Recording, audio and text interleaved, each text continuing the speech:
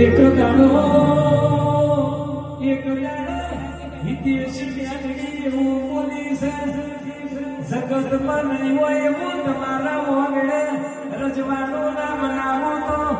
હું ધનતે દેવની ના મારની મેલડી નથી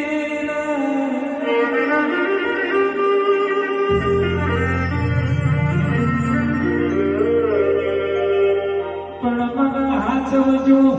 મને હાચવજો મારો મેલડીનો વ્યાન ઓળખજો મને હાચવજો મને જાણવજો